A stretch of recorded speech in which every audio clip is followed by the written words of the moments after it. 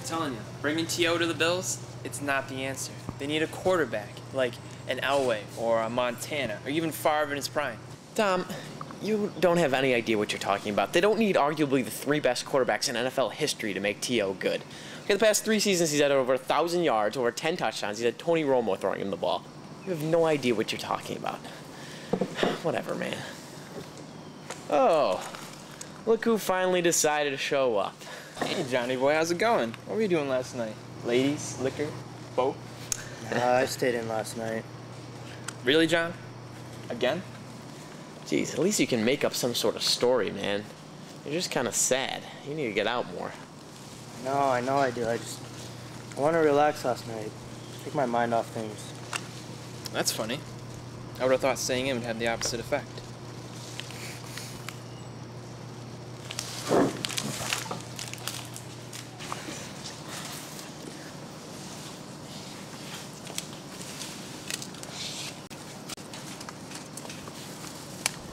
Listen, man, I wouldn't be late again if I were you. Rumor has it old man Maslyn's gonna start laying people off to cut back on costs, so probably be in your best interest not to piss him off, you know?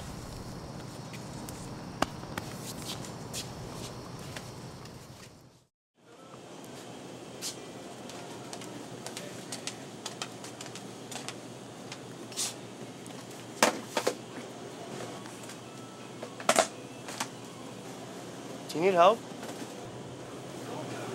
That'd be great, thank you. Here. Thanks.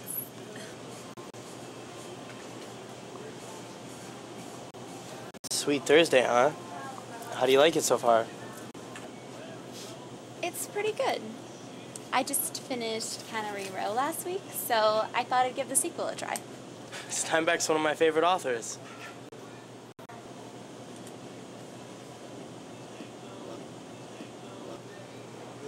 Well, it was nice meeting you.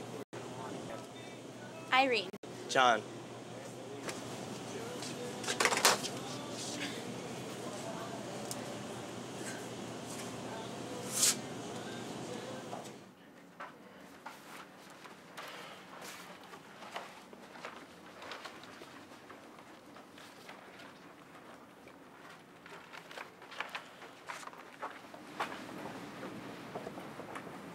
Mr. Spate, can I have a word with you, please?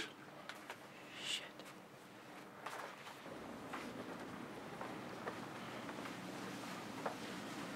Listen, I know I was 10 minutes late, and I'm sorry, but I'm having an off day. You were late again. Well, there was traffic, and What's that, 6 times this month? I said I was sorry. 10 minutes apiece, that means you owe me an hour unpaid. Okay, it won't happen again. No, it's totally unsatisfactory, too. Back off. I said it won't happen again.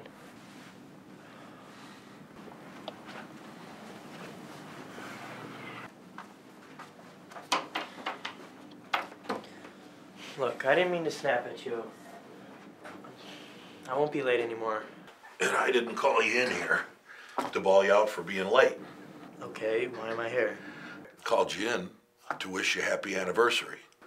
Anniversary, what do you mean? Well, 6 years ago today, you were on the top of the New York Times bestseller list. Vincent, I don't want to talk about this. Don't you think you ought to try that again? Don't you think you ought to try to make something out of yourself? I do. Look, I really don't want to talk about this. You were a phenomenal writer. You had great potential. It's enough. I figured words wouldn't do you much good, so I got you this. Consider it a push, a piece of advice. But I gotta go sign off on this shipment. Here.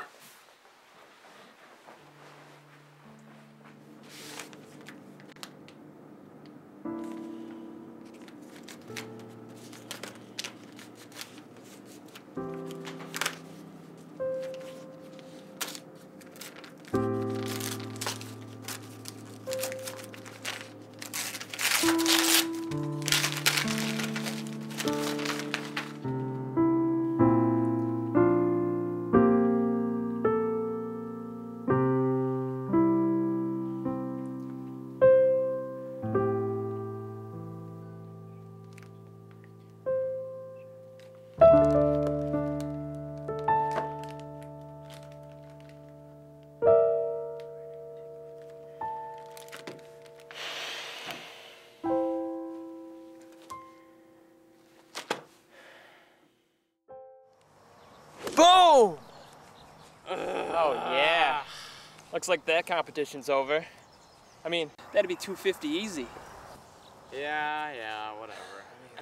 I hate to say it, my friend, but looks like I win again, Hank the Shank. Hey, knock it off with the Hank the Shank crap, jackass, or I'm gonna Hank the Shank you with my club. All right, Philly Mix. There's no need to get all heated just because Tiger has, once again, kicked your ass.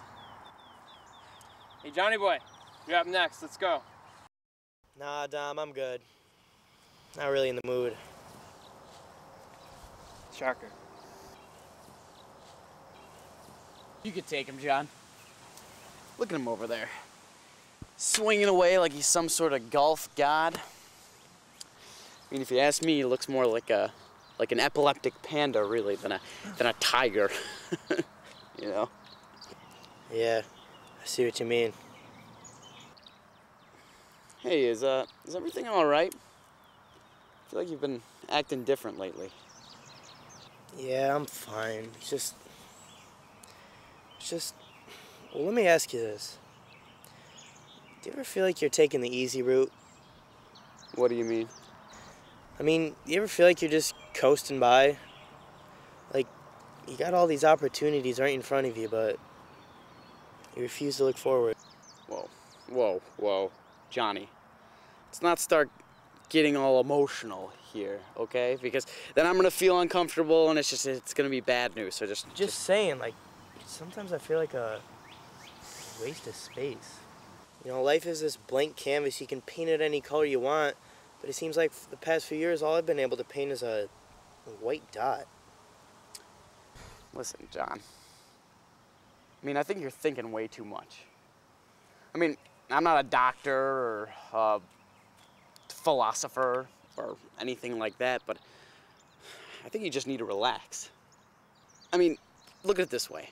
You got 2 jobs, you got a roof over your head, you got food, you got beer, you got us. Well, you got me at least. I mean, I think it's time you stopped worrying about what you're not doing and started focusing on what you are. I mean, everything's good right now, man. I think you should just be thankful for your little white dot of a life, you know?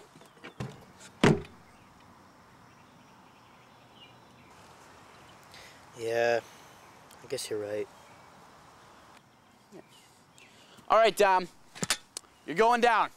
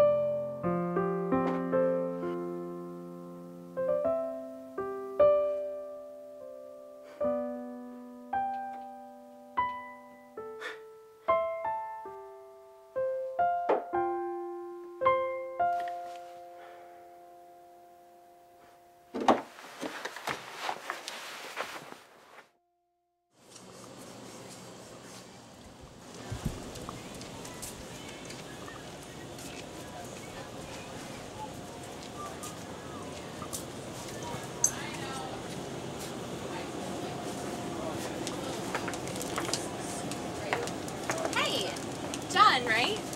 What are you doing here? Hey, Irene. I'm just getting some stuff for lunch. Are you done for the day?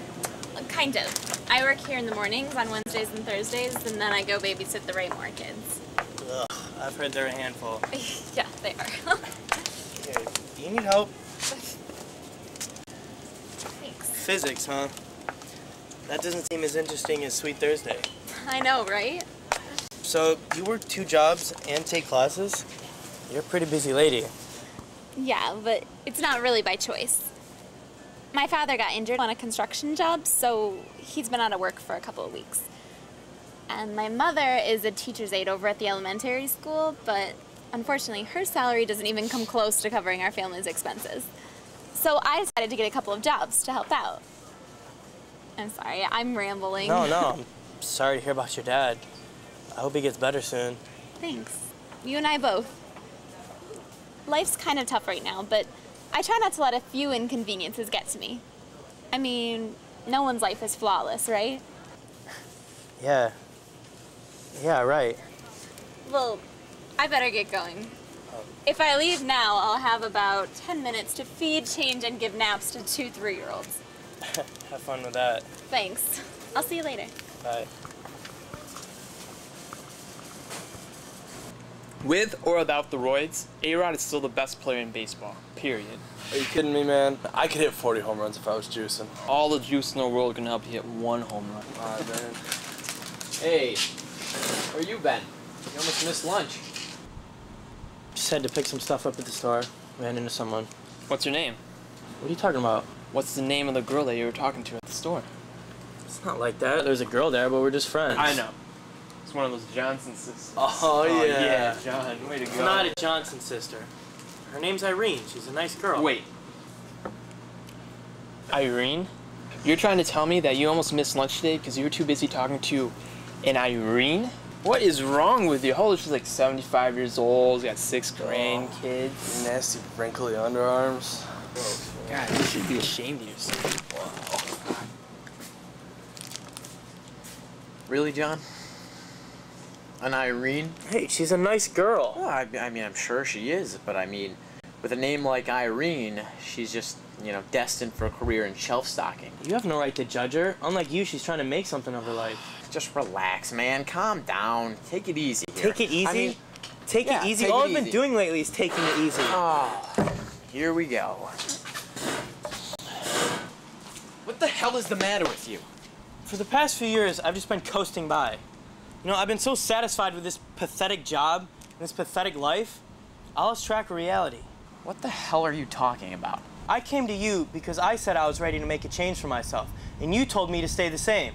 You're my best friend, and you're supposed to support me. Well, maybe I don't want to support you. What?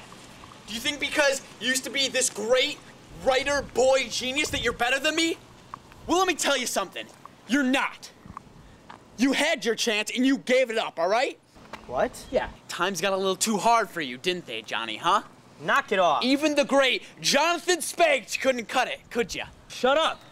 Fuck you, man! Fuck you! Nothing but a has-been! Come on, guys! Hey, no! Fuck you, man! Fuck you! You're nothing, and you never will be! You're just a low-life piece of shit! Just like the rest of us!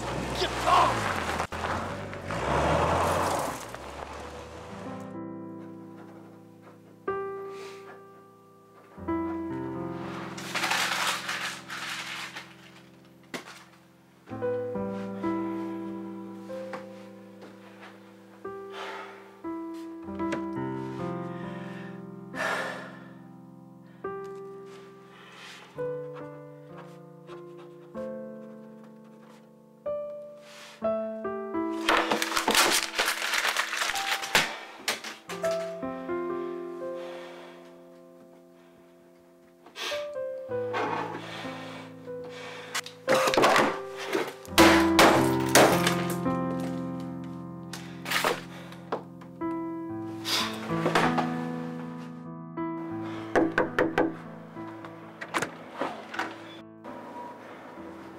John, hi.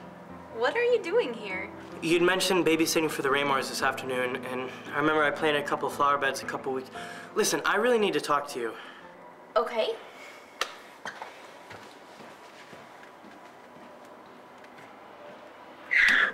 Sorry to barge in on you like this, but I have a problem. No, it's okay. The kids are already asleep upstairs. What's wrong? God, I didn't think it'd be this hard to say. I'm sorry? I like to write, and I used to be really good at it. Okay, well, that's good, I guess. I don't see what your problem is. I'm trying to start writing again, but I can't. I guess, I don't know, I guess I have a writer's block. A writer's block? Well, what if you tried to take your mind off of it for a while? I can't. I can't take my mind off of it. What do you mean? I mean, every time I try and write, there's only one thing that comes to my head. Well, but that's a good thing, right? I guess I don't understand. If you already have a story in mind. Not this story. There's nothing good about this story. Care to share? I'm sorry. It's totally up to you. I just thought I'd offer. Most people don't find their passion in life. I found mine when I was 15. You may not have guessed it, but you're sipping coffee with a professional writer. Really? Yeah, well, it was a long time ago. When I was younger, my mom used to read to me every night. You know, she was a single mom. She worked 2 jobs, but she never missed a night. As I got older, reading became an obsession for me. You know, when all the other kids were out playing kickball in the neighborhood, I was inside reading. Books, magazines, cereal boxes, anything I could get my hands on.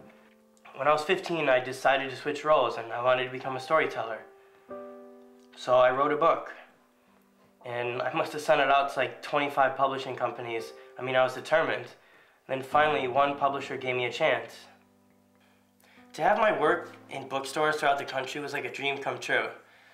You know, and just when I thought things couldn't get any better, they did. 3 weeks after the release, my book went to the top of the New York Times bestsellers list. With the success of my first book, the publisher gave me a $200,000 advance to start writing my second. But about a month into writing it, my mom got really sick. You'd be surprised how quickly $200,000 disappears paying medical bills.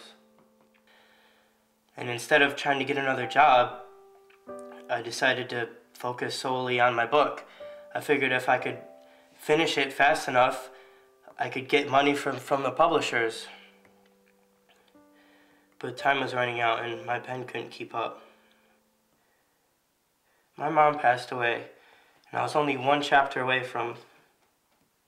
John, I'm so sorry. Becoming a best-selling author was never my intention. You know, all I wanted to do was write. All I ever wanted to do is just captivate one person, and that'd be enough. My mom died because I lost track of my dream. I can't say that I know how it feels. And I can't offer you an equally traumatic story. But I can tell you to try to move on. And how am I supposed to do that? You need to write her story. It's the only way that you're going to be able to forgive yourself. I should have taken care of my mom, and instead I chose to write. I killed her. I don't even deserve forgiveness. Everyone deserves forgiveness.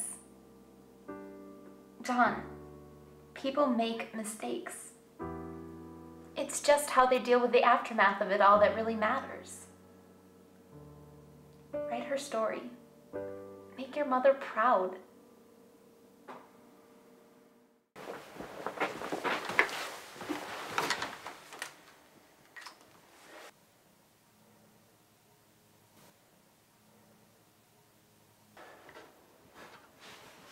Putting the pen to the paper. It's a simple task, right? A mental action that even the youngest of souls can do. I used to be one of those young souls, eager to write, eager to explore my inner thoughts, eager to share my imagination with the rest of the world, but a series of unfortunate events tampered with my passion.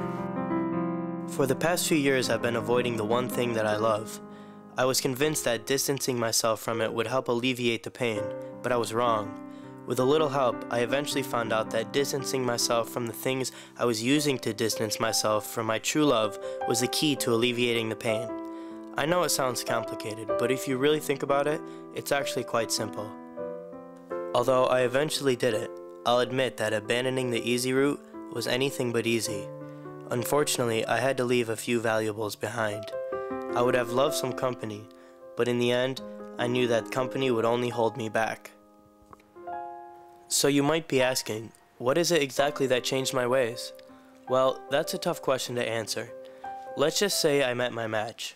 Not in a one-on-one equivalent opponent kind of way, but more of a flame that reignited the passion within kind of way. There's the saying that the obstacles of your past can become the gateways that lead to new beginnings. For years, I thought this quote was meaningless, but now, I feel that it couldn't be any more true. Maybe the key to progression is through one's ability to take the skeletons out of their closet and shamelessly show them to the world. This is my attempt to overcome my consequential past.